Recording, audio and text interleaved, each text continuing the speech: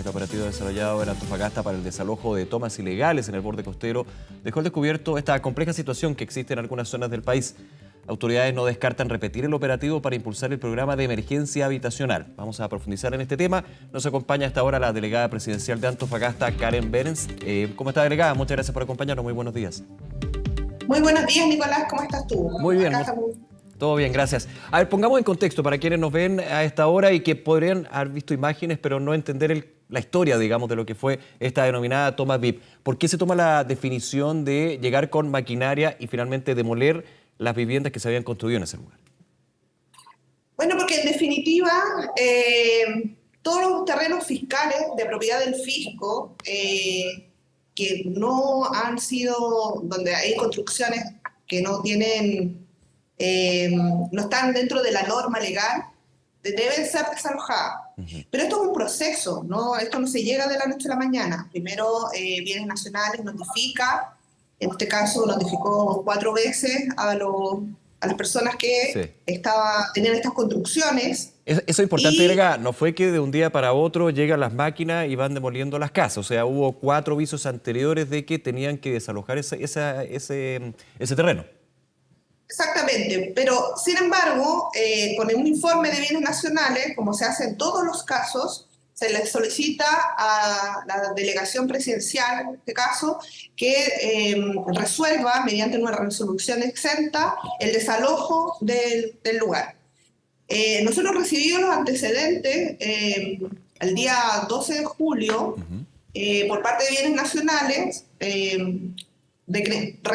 Resolvimos mediante una resolución exenta, como les decía, el desalojo de esta propiedad, dado que, primero, hay que tener en consideración 2 cosas. Este lugar, donde estaba emplazado, no permitía el uso de habitación de este sector, o sea, construir casas para ese tipo de uso y estaba designado como un área verde. Por lo tanto, si bien en algún momento se había solicitado un arriendo fiscal a Bienes Nacionales, este fue rechazado porque el plan regulador no permitía dicho arriendo fiscal. Entonces, la delegación presidencial resolvió, mediante una resolución exenta, el desalojo de este bien inmueble, el cual fue notificado el día 15 de julio. Sin embargo, las personas que estaban ocupando estos sitios, que eran aproximadamente 3 de ellas, que es súper importante también dejar bien claro este tema, interpusieron recursos administrativos a esta resolución. Y este recurso administrativo fue una reposición que se presenta ante la misma autoridad que dictó la resolución de desalojo, por lo tanto la delegación presidencial, y con un recurso jerárquico en subsidio para el caso de que esta reposición sea rechazada, cosa que ocurrió. Y bueno, quien resuelve en definitiva es en última instancia el subsecretario del Interior, y se resuelve, digamos, ejecutar por vía de la fuerza pública ya esta resolución, puesto que todas las otras instancias no habían sido escuchadas, digamos, por los habitantes ilegales de este sitio. Sí. Delegada, a ver, hagamos brevemente un poquito de historia de este sitio en particular, porque hemos visto otros sitios alrededor del país donde se generan tomas, donde hay desalojos, donde hay también una discusión con respecto a cómo abordar la situación habitacional, pero esta en particular, y no es por de alguna manera decir una es mejor, una es peor, una es buena, una es mala, pero de todas maneras tiene particularidades con respecto a otras situaciones que son bien complejas. Aquí estamos viendo las imágenes, no son casas, digamos, por necesidad habitacional o personas que no tienen vivienda, que independiente de eso no cumplen con la normativa. ¿Cómo se va dando la toma de este terreno en particular? Hay una historia de varios años donde, de hecho, aquí en 24 horas hemos seguido este caso y que finalmente termina con el desalojo y con la destrucción de las viviendas que ya estaban emplazadas ahí. Bueno, en definitiva, como tú dices, bueno, tenemos varias situaciones acá en Antofagasta. Sí, claro, que tenemos las tomas, digamos, en barrios muy vulnerables y que tienen que ver con la escasez de vivienda. Tenemos un déficit inmenso de viviendas en todo Chile, pero en especial, digamos, en el norte. Yo no sé si la gente que está mirando el programa sabrá que Antofagasta es una es una ciudad muy larga y angosta, donde hay muy poco terreno para la construcción. Por lo tanto, además muy caro. Y hay gente que por mucha necesidad, porque los arriendos y las viviendas son muy caras, ha tenido que ir a las tomas, digamos, a vivir como una única alternativa. Pero tenemos también estas otras situaciones que lo tenemos a lo largo de toda la costa de nuestra región y así en muchas otras regiones, donde hay tomas ilegales y que tienen que ver con segundas viviendas. Claro.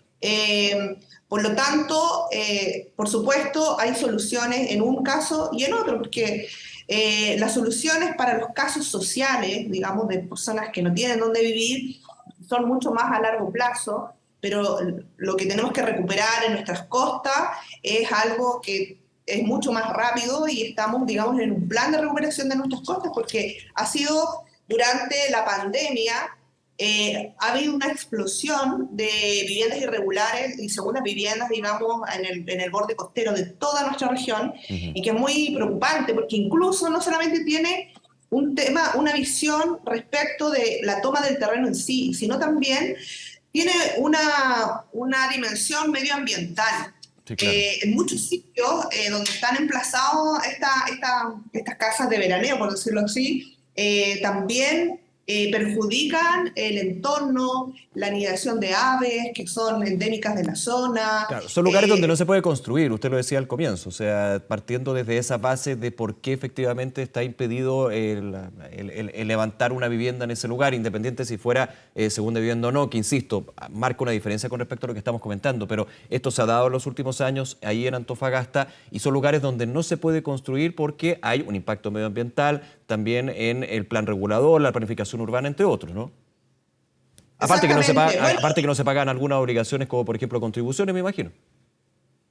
Bueno, es que en definitiva yo creo que acá hay un tema de fondo y que tiene que ver con varios aspectos y que por mucho tiempo, no solamente en nuestra región, sino en nuestro país, en este sentido y en otros hubo una ausencia de Estado. Entonces la gente se acostumbró que en definitiva podía realizar dichas acciones y que, bueno, después podía regularizar de alguna forma. O esto obligaba al Estado o al gobierno, digamos, a regularizar porque ya estaba estas situaciones asentadas. Pues bien, en estos casos nosotros queremos dar una señal súper clara, que acá nos embarcamos estrictamente a lo que establece la ley y que la gente tiene que realizar los trámites como corresponden. Se puede solamente pedir a bienes nacionales estos arriendos fiscales, por supuesto, se pueden ingresar, pero solo cuando hay una resolución positiva en ese caso hay que comenzar a hacer las construcciones. Entonces acá tiene que haber un ordenamiento de la ciudad y de las regiones. No podemos estar al arbitrio, digamos, de cualquier persona que llega y emplaza sus viviendas en cualquier parte. Sí, claro. Y además, por el tema en Antofagasta también tuvimos ya lo hemos dicho, el año 91 una aluvión que cobró la vida de cientos de personas. Entonces, el tema además tiene también otra dimensión que es de peligro de desplazar estas viviendas en quebradas, que son muy peligrosas. Nosotros, la gente cree que en Antofagasta no llueve, pero cada vez que llueve es un drama y se pone en peligro, claro, la vida de las personas y la salud de ellas. Sí, no, de todas maneras lo hemos seguido durante harto tiempo, especialmente con nuestro equipo regional ahí en Antofagasta. Delegada, en ese punto quiero hacer la siguiente arista de análisis, digamos, entendiendo las particularidades de estas tomas. Hay también otras que usted ha dicho y ha mencionado a los medios, se va a seguir con este plan en términos de las notificaciones previas, de lo que es todo el conducto regular y que finalmente puede terminar en esto que es el desalojo y la destrucción de las viviendas. Aquí, segundas viviendas en este caso. Ahora, poniendo eso en contexto, ¿cómo también se le explica a aquellas personas que fueron desalojadas de estas tomas, denominadas tomas VIP? ¿Qué pasa con otros lugares donde no tiene esas características? Usted lo decía, hay un problema de déficit habitacional a nivel país, pero especialmente también en Antofagasta, en lugares donde se han tomado estas zonas para poder construir viviendas. La vivienda, digamos, pero las personas con segunda vivienda podrían decir, bueno, ¿por qué a nosotros y no a ellos? Entendiendo las particularidades, quiero dejar bien en claro eso, pero finalmente siguiendo la norma y la ley que es efectivamente el rector para llegar a este tipo de situaciones. Bueno, Como le decía, tenemos esta dimensión de las personas que ya están establecidas en toma desde mucho tiempo, hay tomas históricas y ellas requerían una solución definitiva, una solución que tiene que ver con otorgar subsidios. Sí. Está el programa de emergencia habitacional de nuestro presidente Boric, que es muy esencial. Lo que nosotros hemos estado haciendo desde que llegamos a la delegación presidencial, en ese sentido que usted indica, es evitar que existan más tomas y por lo tanto hemos trabajado incesantemente en evitar que se asienten estas tomas incipientes y se han hecho desalojos permanentemente. O sea, todas las semanas nosotros estamos trabajando en este tema. ¿Por qué? Porque, bueno, se dan distintas situaciones. Por ejemplo, venta de terreno, personas inescrupulosas que lotean los terrenos fiscales y que le venden a personas estos loteos y nosotros vamos permanentemente. Esto yo le tengo que decir, Nicolás, que es una acción, pero de que se tiene que realizar a diario, porque en todas partes recibimos denuncias de que se están tratando de instalar nuevas tomas y eso nosotros lo estamos trabajando con ahínco para que esto no se siga produciendo, porque tenemos que ponerle un techo a este tema. Pero para dejarlo súper claro, delegada, este tipo de acciones, independiente si es vivienda o segunda vivienda, aquí se da a todos por igual, pero entendiendo evidentemente las diferencias de con quién estamos tratando y si efectivamente hay una persona que está con una segunda vivienda. O sea, la situación de solución habitacional es distinta a aquella persona que estamos viendo con estas casas, digamos, en esta toma en particular, ¿no? O sea, para todos lo mismo, pero entendiendo también las particularidades y la realidad que vive cada familia, ¿no? Me imagino. Exactamente. Para redondear el tema, no hablando de las segundas viviendas, sino de las nuevas tomas, nosotros esto trabajamos a diario, digamos, para que esto no se vuelva, no siga creciendo esta problemática. Pero no solamente trabajamos desde el plano del control y de hacer desalojos, sino también estamos trabajando con, digamos, las seremías correspondientes para que lleguen con soluciones a estas personas que tienen necesidades también habitacionales. Sí, aquí hay un tema bien relevante en términos, y vuelvo al punto del déficit habitacional que está cifrado en 600.000. Actualmente hay un compromiso también del gobierno de llegar a 200.000 en lo que son los próximos años. Hay también un trabajo por parte del Ministerio de Vivienda y Urbanismo. Usted decía, Antofagasta, en términos del mapa de necesidades habitacionales, es uno de los más complejos justamente y que termina con estas tomas ilegales, insisto, de una vivienda, no de segunda vivienda, porque ahí hay una característica creo completamente distinta.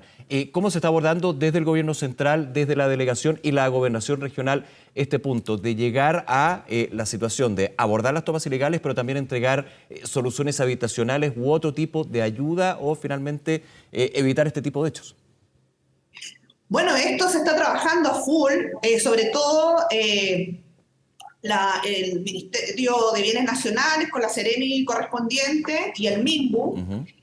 La Seremi de Bienes Nacionales está trabajando a full, entregando todos los terrenos disponibles fiscales para que se pueda implementar rápidamente este plan de emergencia. Por ejemplo, es importante decir, este terreno, como usted decía, no podría destinarse para este tipo de vivienda, porque no se puede construir ahí. Es relevante esto, hay terrenos fiscales que no se puede construir.